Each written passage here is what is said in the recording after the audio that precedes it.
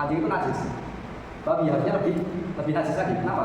Karena anjing itu dia pengharamannya itu tidak oleh dalil qat'i, melainkan dalilnya dhanni. Tapi kalau babi itu pengharamannya adalah dalil qat'i, langsung dari Quran. Itu dalil pertama. Dalil yang kedua, anjing itu masih boleh dipelihara untuk beberapa hal. Seperti contohnya untuk apa? Berburu. Kalau babi itu secara mutlak tidak boleh dipelihara, maka secara kias, secara analogi, harusnya babi ini lebih najis daripada anjing. Gitu. Itu secara kias. Kemudian kalab anjing. Anjing itu kan yang ada dalil penajisannya cuma lisannya saja, lidahnya saja. Sementara bagian yang lainnya nggak ada dalilnya. Itu gimana itu? Dalilnya apa? Nggak ada juga di Quran, di Sunnah nggak ada, dicari nggak ada. Dalilnya kias juga. Jadi kata ulama seperti ini. Jadi bagian yang paling bersih dari tubuh anjing itu adalah lisannya. Atyabu nakhatan. Jadi paling wangi, paling bersih karena anjing itu melet terus. Ketika melet itu kan otomatis nggak ada bakteri. Jadi bagian anjing yang paling bersih itu adalah lisannya. Ketika lisannya saja dihukumi sebagai najis, apalagi bagian yang lainnya. Itu namanya qiyasul aula. Wal kalbu ma far'aihima. Dan peranakan dari keduanya. Misal ada babi dia menikah dengan kambing. Maka hukumnya gimana nih? Kambing suci, babi babi najis. Maka hukumnya diikutkan dengan yang najis. Ada bait syair yang membahas tentang hukum fara. Fara itu maksudnya anak ya, keturunannya. Bait ini ditulis oleh Imam Suyuti, dibuat oleh Imam Suyuti, yang membahas tentang hukum fara.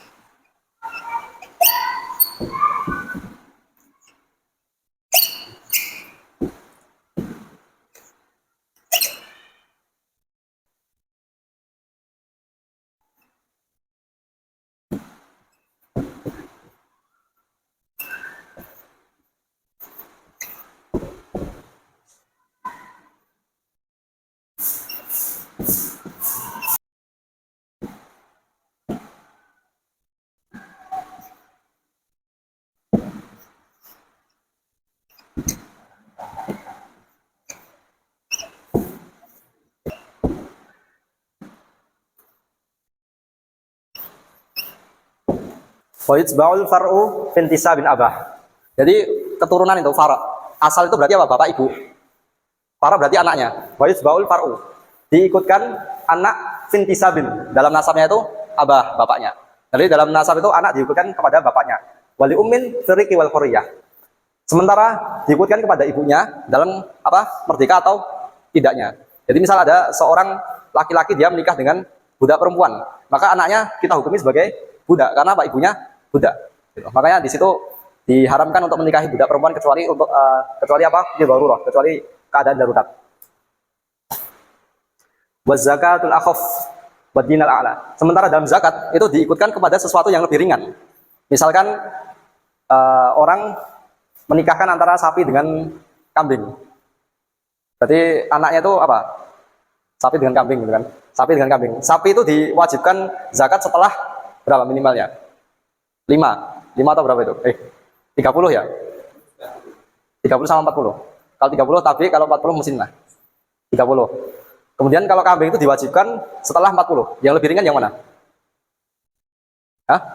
Yang 40, yang kambing. Berarti anak dari sapi sama kambing itu diikutkan kepada kambing dalam zakatnya. Wa zakatul akhaf wa dinal a'la. Dalam agama diikutkan kepada agama yang lebih tinggi. Misal ada seorang muslim menikah dengan kitabiah, dengan seorang Nasraniyah atau Yahudiyah, maka agama anaknya itu diikutkan kepada bapaknya. Karena apa? Al-Islamu yu'la wa la yu'la alaih. Waladistadda fi jazain wa diyah. Dalam jazanya itu dipilih yang paling berat. Dan juga diyah. Jaza ini jaza itu dia hubungannya dengan apa namanya? Ketika orang dia membunuh ini makul bahri dengan misal ada makul bahri dengan makul bahri. Jadi hewan yang dimakan tapi dia itu hidupnya di laut, dinikahkan dengan sesuatu yang dimakan tapi hidupnya di darat. Kemudian ada seorang muhrim. Muhrim itu orang yang berihram. Dia membunuh peranakannya tadi. Itu diikutkan siapa? Diikutkan kepada yang makul bahri karena dia yang lebih berat dalam hukumannya. Wadiyah. Diyahnya juga dipilihkan kepada yang sesuatu lebih berat. Misal ada seorang Nasraniyah atau Nasoro, seorang Nasrani, dia menikah dengan Majusiyah. Diyahnya itu lebih berat yang Nasraniyah. Maka anaknya itu ketika kita bunuh, kita kena diyahnya Nasraniyah. Karena diikutkan kepada yang paling berat. Wa akhasal aslaini, dan yang paling buruk di antara dua asal. Rijesan dalam kenajisannya. Nah ini pembahasan kita. Dari misal apa tadi? Peranakan antara kambing dengan anjing, misal gitu. Itu dipilihkan yang paling buruk dari keduanya. Berarti yang paling buruk adalah anjing. Ijzan wa dabhan. Penyembelihannya juga sama. Wa nikahan. Nikahan itu antara tadi, misal ada seorang kitabiah menikah dengan majusi. Orang majusi dengan kitabiah. Anaknya itu boleh dinikahi apa tidak? Kita ikutkan dengan yang boleh dinikahkan. Sehingga kita ikutkan dengan yang tidak boleh dinikahkan. Karena akhasul asla ini. Majusi lebih rendah daripada kitabiah. Al-akal. Kalau akal ini, misal ada peranakan antara, ini yang masih sama yang tadi. Misal seorang Nasrani, orang Kristen, dia menikah dengan Majusiyah. Kemudian anaknya ini, dalam penyembelihannya, dalam makanannya, itu diikutkan ke siapa? Kalau orang Kristen itu kan penyembelihannya halal. Kitabiah itu halal. Kalau Majusi itu nggak halal, maka penyembelihannya diikutkan ke yang paling rendah, yaitu Majusi. Yang terakhir, udhiyah. Udhiyah misal ada hewan yang boleh digunakan untuk berkorban, yaitu apa? Sapi misal. Sapi dinikahkan dengan apa yang tidak boleh digunakan untuk berkorban? Ayam. Ya. Ayam kan nggak boleh untuk berkorban. Nah anaknya ini boleh digunakan untuk berkorban apa tidak? Diikutkan yang paling rendah, yaitu ayam. Ini kaidah.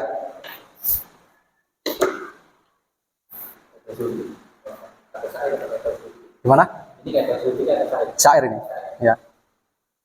Oh yang akal tadi ini. Lau tawalada baina makulin wa ghairi. Sekiranya terlahir dari hewan yang makul dan selainnya. Jadi misal sapi dengan harimau gitu.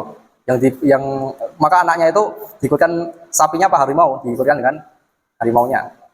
Yang akal bukan ini ya sembelihan ya. Salah tadi. Kalau itu yang dabhan. Berarti saya tadi salah kebalik antara ini sama ini. Kebalik penjelasannya. Wasuru wal kalbu ma'far'aihima wasuru. As-su'ar itu adalah bekas minumnya orang itu namanya su'ar. Wal kalbu ma'far'aihima wasuru. Jadi bekas minuman itu namanya su'ar.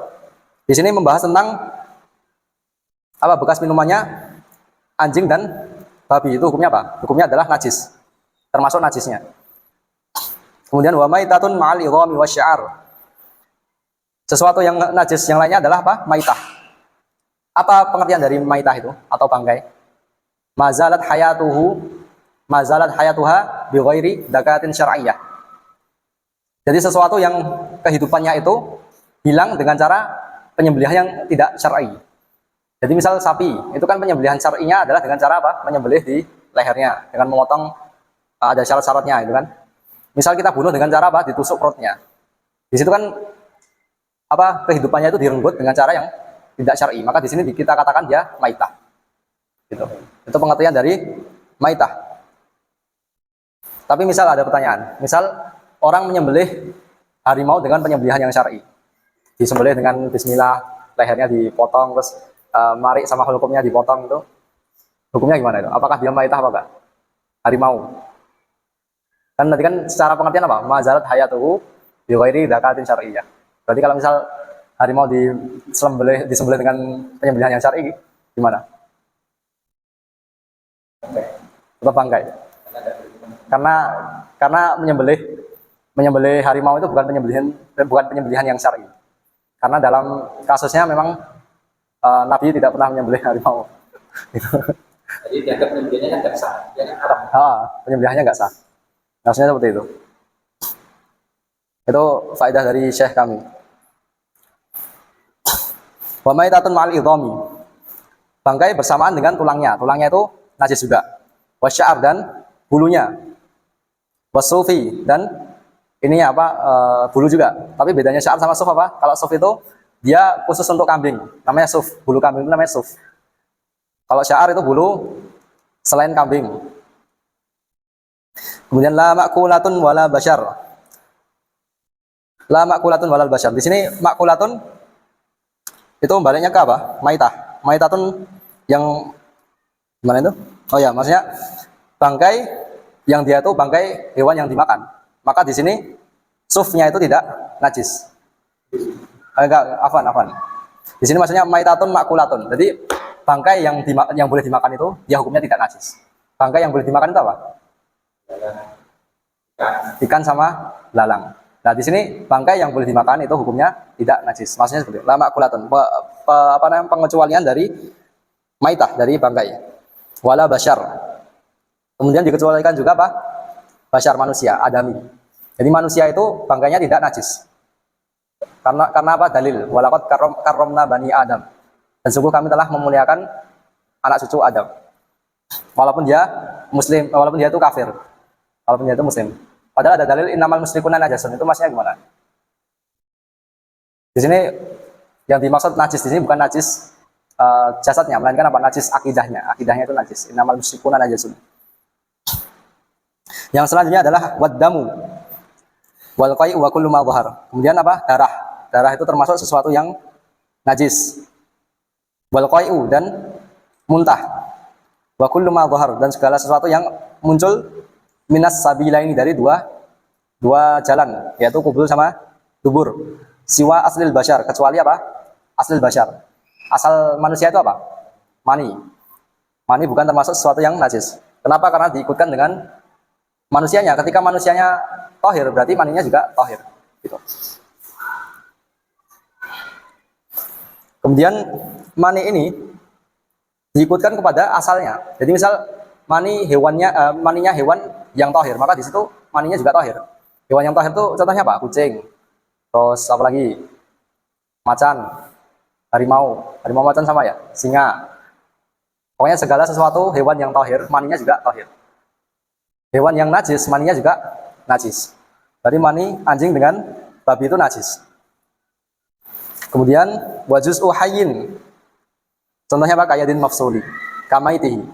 Sesuatu yang terpisah dari hewan yang hidup, maksudnya wajuz'u hayyin, bagian yang terpisah dari hewan dari sesuatu yang hidup, itu hukumnya seperti apa? Seperti maitahnya, seperti bangkainya.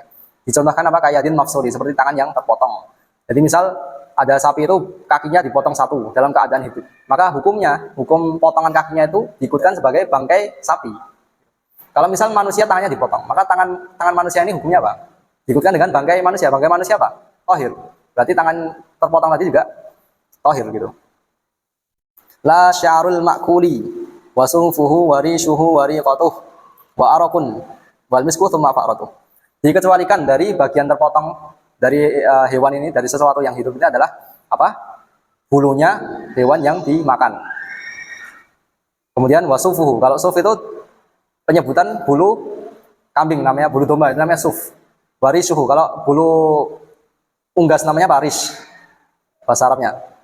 Jadi bulu hewan yang dimakan ketika terpisah dari dirinya dalam keadaan dia hidup, maka di situ hukumnya tidak seperti bangkainya, melainkan dia dihukumi tahir. Karena apa? Karena dalil dalam Quran. Wa awsafiha wa ubariha wa asy'ariha atatan mata'an ilahin. Ya kan? Benar itu, dalilnya gitu. Yang hafal Quran.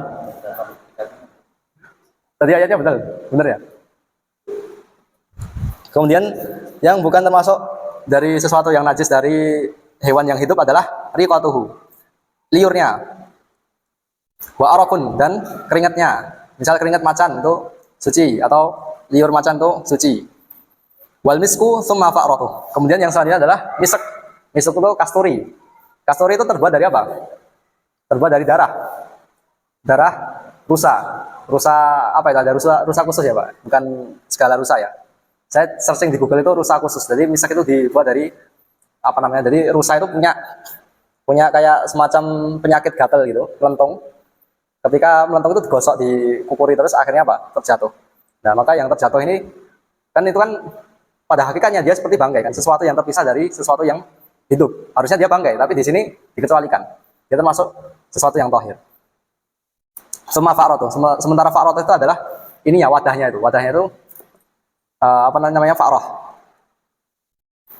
Maka dia diikutkan dengan miseknya, dengan darahnya. Di sini ada bait syair dari Mutanabbi. Jadi penyair Mutanabbi pernah bersyair, intafukil anama wa anta minhum. Fa inna al-miska min ba'di damil ghazali. Jadi intafukil anama, kamu di atas orang lain. Kamu itu bisa berada di atas orang lain. Intafukil anama wa anta minhum. Sementara kamu itu apa? Juga bagian dari manusia. Jadi manusia itu bisa berada di atas manusia yang lain walaupun dia termasuk dari manusia. Kemudian dimisalkan apa? Fa inna al-miska min ba'di damil ghazali. Sementara misak itu kan harganya mahal. Kasturi kan mahal. Asalnya apa? Darah.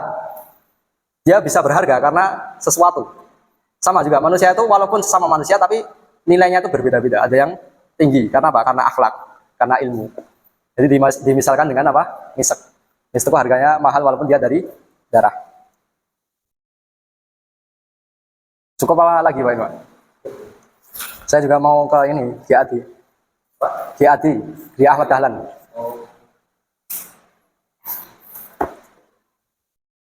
Nah, kita cukupkan dengan bacaan hamdalah dan doa kafaratul majlis. Alhamdulillahirabbil alamin. Subhanallah. Kalau yang tadi bulu kambing, tapi kambingnya tidak disembelih dengan cara itu juga. Gimana? Kambing? Ya. Dulu kambingnya disembelih dengan cara tidak syar'i. Atau mati tanpa biasanya bangkai. Bulunya tetap ikut maitahnya. Itu kan tadi kaidahnya di sini loh. Wa maitatun ma'al idhami wasya'ar. Dan segala bangkai bersamaan dengan tulangnya plus bulunya. Terus ini kalau yang harimau kan dia sudah tidak berbulu bangkai. Gimana? Harimau mati sudah tidak kan mungkin tetap bangkai. tetap bangkai. Ya. Jadi kayak mantel atau baju dari. Nah, itu nanti pembahasan kita di pertemuan selanjutnya. Hah? Di pertemuan selanjutnya akan kita bahas masalah itu.